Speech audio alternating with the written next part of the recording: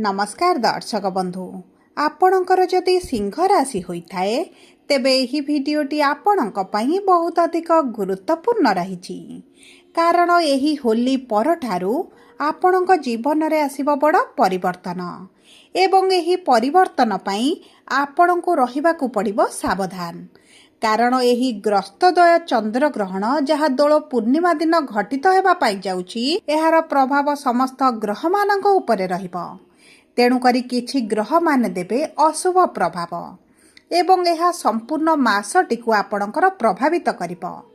तेबे जदि आपण किछि शुभ कार्य बा मांगलिक कार्य करिबा पई भाबुछंती किंबा बहुत अधिक आपण को यातायात करिबा को पडुची ट्रैवल करिबा को पडुची किंबा किछि नूतन जिनिस आपण घर को आनिबा को चाहुछंती तेबे आपण को बहुत अधिक सतर्क रहिबा को पड़िबो कारण यही सबु क्षेत्र गुड़िकरे अधिक अशुभ प्रभाव पड़िबा पाई जाउछि।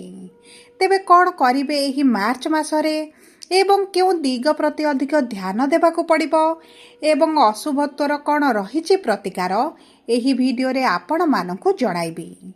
देखंतु सबु अशुभत्व परे मध्य बृहस्पतिंकर बक्रीरु मार्गी चलनाटी आपणक जीवन रे किछि क्षेत्र रे शुभ परिवर्तनर संकेत देउछि।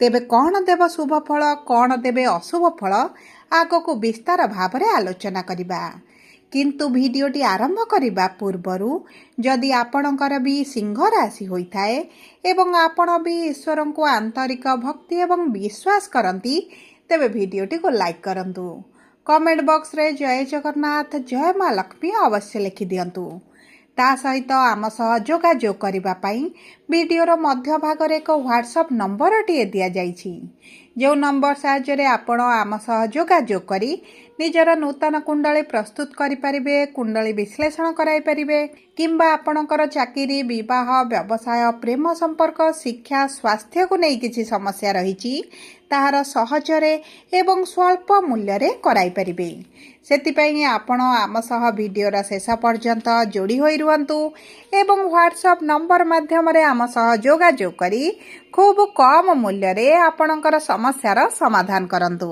एबे आसंतु कार्यक्रमटी को आग को बढ़ाइबा। देखंतु सिंह राशि नक्षत्र अनुजाई भिन्न भिन्न फल प्राप्ति हेबो। तेबे सर्वप्रथमे जानिबा मघा सिंह राशि व्यक्तिविशेषक जीवन रे एही होली पर्व ठारू की प्रकार परिवर्तन हेबाकु जाउछि। देखंतु आपणकर नक्षत्राधिपति होउछन्ति केतु एवं केतु विराजमान करिसन्ति आपणक राशि रे बा आपणक लग्न रे एवं ग्रहण मध्य आपणक सिंह राशि रे लागिबा पई जाउछि तेणुकरी आपणक स्वास्थ्य उपरे बहुत अधिक प्रभाव पड़िबो। जदि आपणकर पूर्वरु किछिटा स्वास्थ्य समस्या रहितला तेबे आपणको बहुत अधिक सतर्क रहिबाकू पड़िबो। आपणक मानसिक दुश्चिंता बढ़ी पारे BP diabetes cholesterol blood related समस्या मध्य देखा देई पारे किंबा आपणकर पेटरे मध्य किछिटा समस्या आपण अनुभव करि पारंती सेतिपई आपण विशेष भाव में निज खाद्यर निज स्वास्थ्यर दायित्व नेबाकू पड़िबो। ता सहित देखंतु आपणकर सप्तम गृह को केतुंकर जेहेतु दृष्टि रहिबो आपणक वैवाहिक जीवन रे किछिटा समस्या देखा देई पारे किंतु राहुंकर विराजमान कारणरू आपणक व्यवसाय रे आपणको शुभ फल प्राप्ति हेबो। जदि आपणकर पूर्वरु व्यवसाय रे मांदा परिस्थिति चलीथिला तेबे सेतिर आपणकर इनकम रे वृद्धि घटिबो आपणकर रोजगार बढ़िबो एवं जदि आपण दैनंदिन रोजगार करूछंती सेतिर मध्य आपण वृद्धि देखिबे। ता सहित देखंतु गुरु जेहेतु एकादश भाव रे अछंती आपणक कर्म क्षेत्र रे आपणक पई शुभदायक रहइबो। आपणक कर्म क्षेत्र रे जदि पूर्वरु किछटा ट्रांसफर हेबार अछि प्रमोशन हेबार अछि सीट रे परिवर्तन हेबार अछि किंबा दरमा वृद्धि हेबार अछि आपणको किछि ना किछि खुशी खबर निश्चित भाव रे प्राप्त हेबो।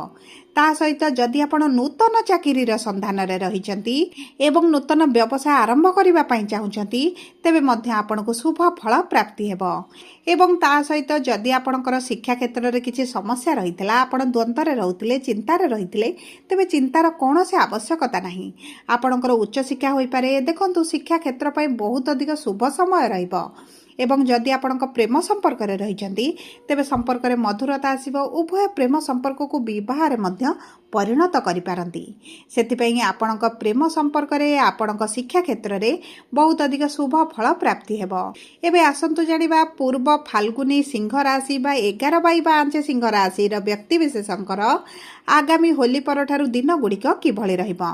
ଦେଖନ୍ତୁ, ଆପଣଙ୍କର ନକ୍ଷତ୍ରାଧିପତି ହେଉଛନ୍ତି ଶୁକ୍ର ଏବଂ ଶୁକ୍ର ଅଷ୍ଟମ ଭାବରେ ବିରାଜମାନ କରିଛନ୍ତି, କିନ୍ତୁ ଆପଣଙ୍କର ତୃତୀୟ ଭାବ ଏବଂ କର୍ମକ୍ଷେତ୍ରର ସ୍ୱାମୀ ଅଟନ୍ତି ଶୁକ୍ର। ତେଣୁକରି ଆପଣ ଯଦି ଅନଲାଇନ୍ ରିଲେଟେଡ୍ କିଛି କାର୍ଯ୍ୟ କରୁଛନ୍ତି ତେବେ ଆପଣଙ୍କୁ ଉତ୍ତମ ଫଳ ପ୍ରାପ୍ତି ହେବ। ଆପଣଙ୍କର ଇନକମ୍ରେ ବୃଦ୍ଧି ଘଟିବ, ମାନ ସମ୍ମାନ ବୃଦ୍ଧି ଘଟିବ, ନିଜର ନୂତନ ପରିଚୟ ସୃଷ୍ଟି କରିବେ। କିମ୍ବା ଆପଣ ଯଦି ଏହିଭଳି ଅନଲାଇନ୍ ରିଲେଟେଡ୍ କିଛି କାର୍ଯ୍ୟ କରିବା ପାଇଁ ଚିନ୍ତା କରୁଛନ୍ତି ତେବେ ମଧ୍ୟ ଆପଣଙ୍କ ଭାଗ୍ୟ ସାଥ ଦେଉଛି। ଆପଣ IT, AI ସେକ୍ଟର କିମ୍ବା ଅନଲାଇନ୍ରେ ସୋସିଆଲ ମିଡ଼ିଆରେ ଏହିଭଳି କ୍ଷେତ୍ରରେ ଯଦି ଆପଣ କାର୍ଯ୍ୟ କରନ୍ତି ଆପଣଙ୍କ ପାଇଁ ବହୁତ ଭଲ ସମୟ ରହିବ। ଏବଂ ଦେଖନ୍ତୁ, ଆପଣଙ୍କର ଯଦି ଯୋଗାଯୋଗ ବା ଟ୍ରାନ୍ସପୋର୍ଟରେ କିଛିଟା କାର୍ଯ୍ୟ କରୁଛନ୍ତି ତେବେ ମଧ୍ୟ ଆପଣଙ୍କୁ ଉତ୍ତମ ଫଳ ପ୍ରାପ୍ତି ହେଉଛି। ଦେଖନ୍ତୁ, ଆପଣ ଯଦି ନୂତନ ଭାବରେ କିଛି କାର୍ଯ୍ୟ ଆରମ୍ଭ କରିବେ ଆପଣଙ୍କର ଭାଗ୍ୟ ଆପଣଙ୍କର ସାଥ ଦେବ। କାରଣ କର୍ମାଧିପତି ହେଉଛନ୍ତି ଆପଣଙ୍କର ଶୁକ୍ର ଏବଂ ଶୁକ୍ର ଆପଣଙ୍କର କର୍ମର କାରକ ଗ୍ରହ ଶନିଙ୍କ ସହିତ ମିତ୍ରଙ୍କ ସହିତ ଏକତ୍ର ବିରାଜମାନ ହୋଇଛନ୍ତି। ତେଣୁକରି ଆପଣଙ୍କର କର୍ମକ୍ଷେତ୍ରରେ ବିଶେଷ ଭାବରେ କିଛିଟା ସମସ୍ୟା ଦେଖାଯିବ ନାହିଁ। ତା ସହିତ ଶୁକ୍ର ଯେହେତୁ ଅଷ୍ଟମ ଭାବରେ ଅଛନ୍ତି, ଆପଣଙ୍କ ଉଚ୍ଚଶିକ୍ଷା ପାଇଁ, ବିଦେଶ ଗ୍ରସ୍ତ ପାଇଁ କିମ୍ବା ଆପଣଙ୍କର କିଛି ଧାର୍ମିକ କାର୍ଯ୍ୟକ୍ରମରେ ଯୋଗ ଦେବା ପାଇଁ କିମ୍ବା କୌଣସି ଦୂରଯାତ୍ରା ତୀର୍ଥଯାତ୍ରା କରିବା ପାଇଁ ବହୁତ ଅଧିକ ଶୁଭ ସମୟ ରହିବ। ଏବଂ ଏହି ସମୟ ମଧ୍ୟରେ ଆପଣଙ୍କର କିଛି ଅଚାନକ ଧନ ଲାଭ ହୋଇପାରେ ଓ ଧନ ପ୍ରାପ୍ତିର ମଧ୍ୟ ଭଲ ଯୋଗ ବନୁଛି। ଆପଣଙ୍କର ଯଦି ପୈତୃକ ସମ୍ପତ୍ତିକୁ ନେଇ କିଛି ଡିସ୍ପ୍ୟୁଟ୍ ଚାଲିଛି, ଆପଣଙ୍କର ଚିନ୍ତାରେ ଅଛନ୍ତି, ସମସ୍ୟାରେ ଅଛନ୍ତି, ତେବେ ମଧ୍ୟ ସେହି ଚିନ୍ତା ଗୁଡ଼ିକ ଆପଣଙ୍କର ଦୂର ହୋଇଯିବ। ଆପଣଙ୍କ ପ୍ରାପ୍ୟ ଆପଣଙ୍କୁ ପ୍ରାପ୍ତ ହୋଇଯିବ। ଏବେ ଆସନ୍ତୁ ଜାଣିବା ଉତ୍ତରା ଫାଲ୍ଗୁନୀ ସିଂହ ରାଶି ବା 12/5 ସିଂହ ରାଶିଙ୍କର ଏହି ହୋଲି ପରଠାରୁ ଆଗାମୀ ଦିନ ଗୁଡ଼ିକ କିଭଳି ରହିବ।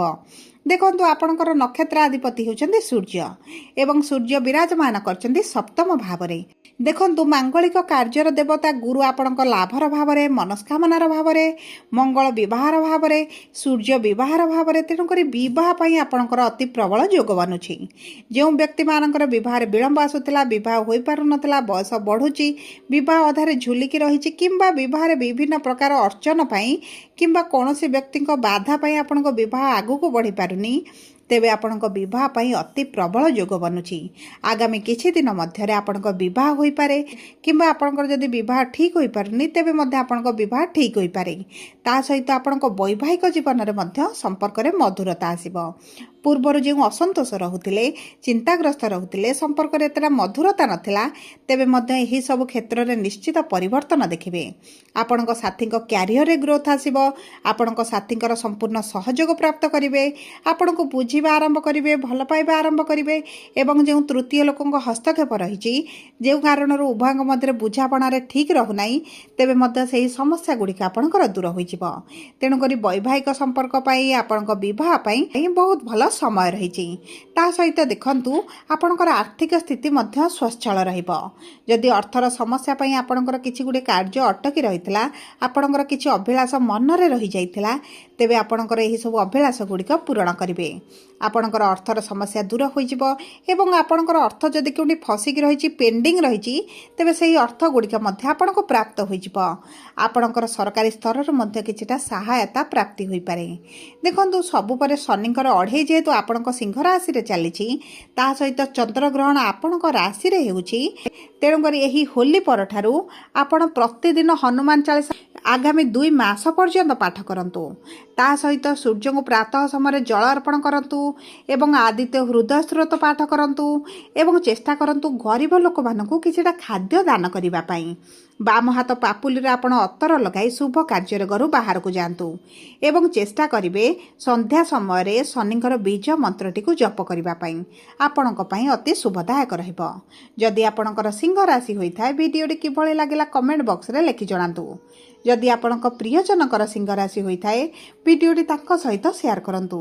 ଯଦି ପ୍ରଥମ ଥର ଆମ ଚ୍ୟାନେଲକୁ ଆସିଛନ୍ତି, ଚ୍ୟାନେଲଟିକୁ ସବସ୍କ୍ରାଇବ୍ କରନ୍ତୁ।